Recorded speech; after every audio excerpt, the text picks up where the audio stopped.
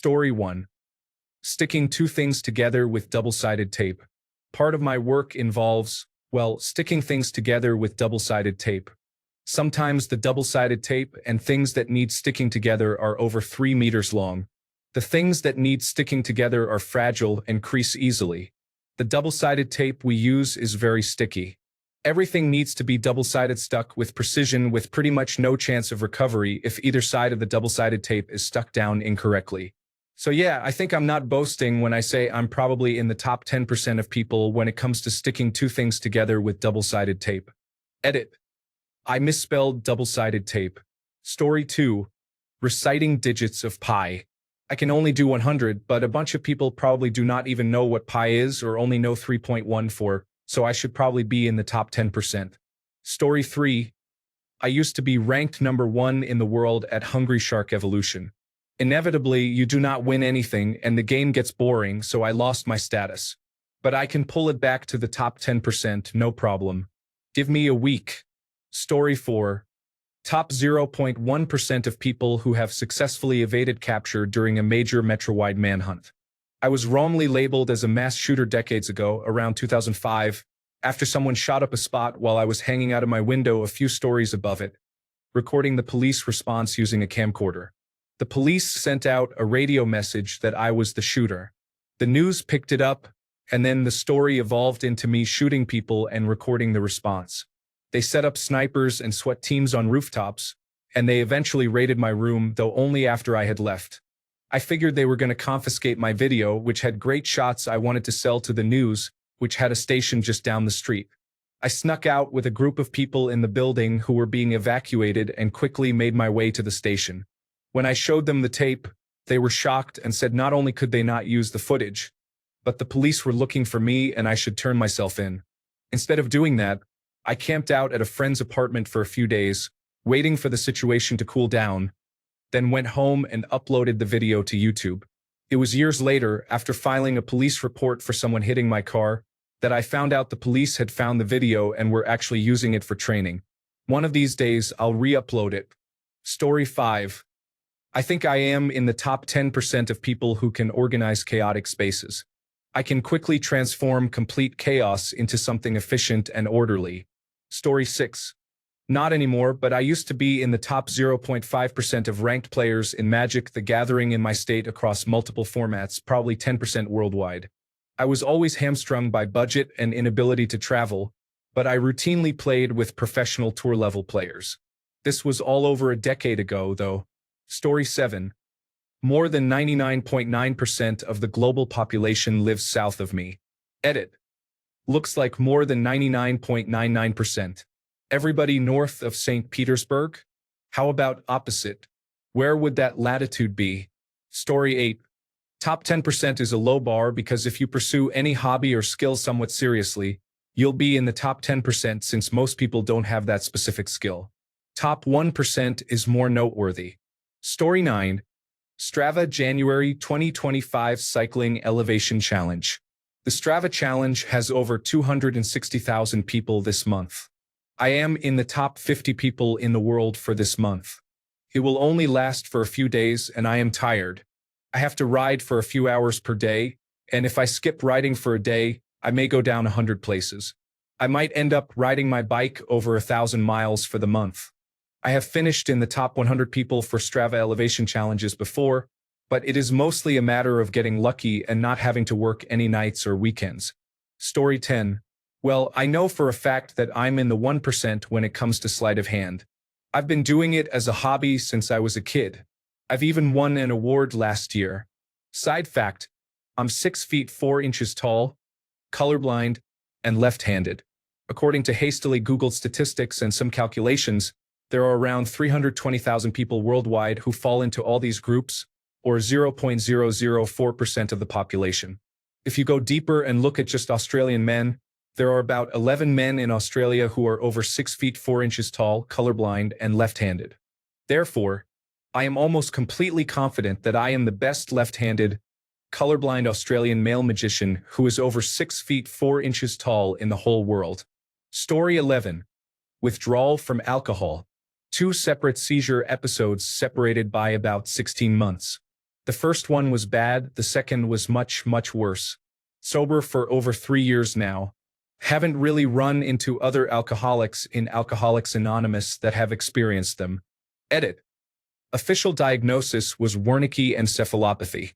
I guess the incidence in alcoholics is thought to be as high as 12.5%, so technically maybe not top 10% type numbers. Story 12. I once did a test, and the result was that I am better than 98% of all humans in pushing a button when 3 triangles and 5 have a pointy end showing upwards. Story 13. I do portrait sketching. I'm pretty sure if I randomly select 1,000 people from around my area, I'd make the top 10. So, I guess I'll be among at least 5% globally. Story 14. Describing people in a way that makes you start looking at household items differently. If I call you a dustpan of a person, you're consistently filthy, collecting dirt, and serve no bigger purpose than to lean against a wall. Story 15. There was an old Xbox Live arcade game, Outrun Online Arcade. Basically an Outrun remake. I had the #1 leaderboard times for every single race for a while. Absolutely adored that game. Fun times. Story 16. Weightlifting. I'm by no means amazing, but a 100-kilogram bench, 150-kilogram squat, and 170-kilogram deadlift at under 90-kilogram body weight is pretty good, almost at that 2 times body weight deadlift, and better than what the majority of people can do. Especially if I finally did something about excess weight, I could probably get down to a 75-kilogram body weight, which would make all of those lifts pretty impressive. Probably the rarest for people to replicate would be my 70-kilogram squat snatch. Again, not amazing, but probably less than 10% have even tried to do a snatch, let alone with a significant weight like that. To put it in reference, most people struggle with an empty PVC pipe the first time they try. Story 17. World of Warcraft Demonology Warlock. Whenever I get back into the game, I float around the 96th percentile on average. At one point, to be honest, when fewer people played, I was #3 in the world in Mythic Plus score, a player versus environment mode. Story 18. I have benched 160 kilograms in a powerlifting competition.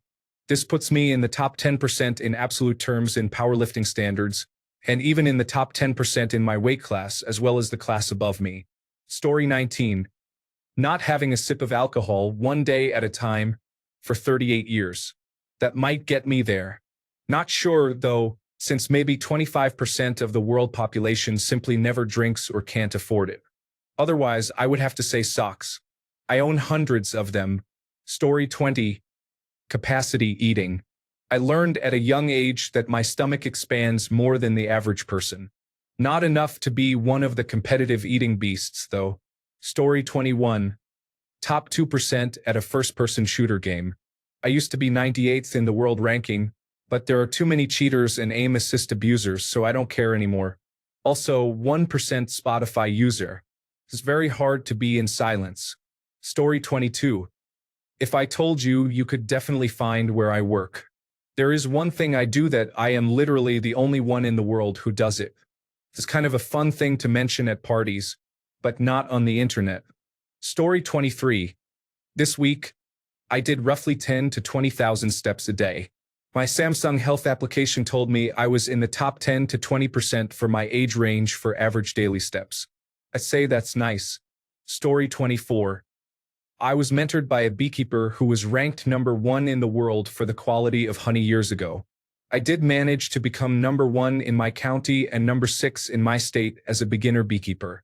Making fine quality honey is extremely difficult, like making fine wine. There are many variables. I couldn't reach that most honorable achievement because I had to give up my small farm. I do miss the bees, though. Story 25. I collect baseball cards for a certain unpopular baseball player, which makes it easy to accumulate rare cards at reasonable prices. I have spent the last few years accumulating his cards that are serially numbered, and I think I have one of the most comprehensive collections of his cards in the world. Story 26. Used to be a top-ranked player in World of Warcraft, United States Daggerspine server as an elemental shaman before elemental shamans were even meta. Totally unrelated, I also have voluntarily generated piloerection. Very few people, I think, can get goosebumps on command, and I can do it at any time. Story 27. Most people think they are an above-average driver, but I spent 15 years driving a 40-foot bus, and 2 of those were spent doing charter work in New York City. I am in the top 10% of drivers on the road. Story 28. Judo. Even if you take a single practice session, you are automatically in the 1% of the population. And just to re-emphasize the point, I am not good at judo. Story 29. Existing without sleep. I have been a night owl insomniac for basically all my life and have existed without much sleep for my entire 44 years. I could go several days without any sleep at all and have no ill effects besides just being a little tired. When I was little, I used to think that was how everyone was and would be upset that I had to stay quiet in my room all night. Now I've found that it is extremely rare that a human can function without sleep. Story 30. Sadly, a significant population around the world is illiterate. Reading is a huge part of my world, and even within my educated, well-read community, people often comment on what I have been reading and get into conversations regarding recommendations for them. Story 31. Poker. I've won a lot since my early 20s. 90% of all poker players are net losing players, and I can confidently say I've crushed it over the years. I hardly played at all last year, and I won $12,000 and cashed in 2 of the 4 World Series of poker tournaments I played. I've just been playing 1-3 no-limit hold'em, and I have been uninvited to more than one home game because I'd usually destroy the other players who weren't as skilled. Luck and variance are factors in poker, but the good players will still win in the end. Story 32. I've always been a fast reader, never trained as a speed reader, but a coworker recently asked me how many words per minute I read. I didn't know, so I tried a couple of online tests and did the math based on my Kindle's read time estimates, and it came out at about 400 to 450. Turns out that's the top 10%. What do I use it for? Fantasy and romance novels, the smuttier, the better. Story 33. I am 68 years old and have 2 degrees in philosophy that were affordable to get in the olden days just for the love of the subject. At this point in my life, I still love taking classes geared towards understanding human nature, the cosmos, and so on. I would venture that I am in the top 10% of people trying to understand things. Story 34. The work I do is so ridiculously specialized that the worldwide group of professionals who use this technology are pretty much on a first-name basis with each other. Story 35. Speaking English. I am one of about 400 million native speakers, which is about 5% of the global population of 8 billion. Mandarin Chinese is the only language that more than 10% of the global population speaks natively. At 900 million, it's about 11 to 12%. Story 36. After checking with generative pre-trained transformer, income level, education level, number of languages spoken, the age when I had my first baby as a woman. The world is not a fair place.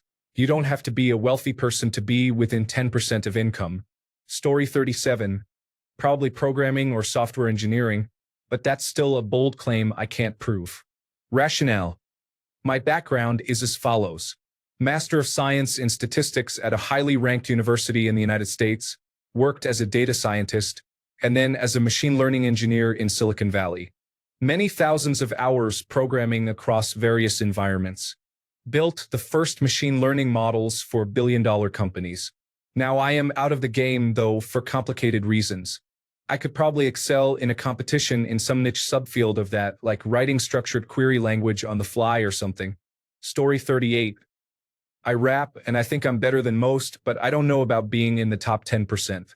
Not to mention, it's a subjective matter. But it's the only thing I'm confident that I could be more proficient at than most people. If we are talking about the ability to rhyme with rhythm while also speaking a coherent verse, I'm confident I'm in the top 10% if there was some type of vote. But my delivery is not as strong as a lot of people. So I'm probably more like in the top 50% when it comes to actually vocalizing it. Story 39.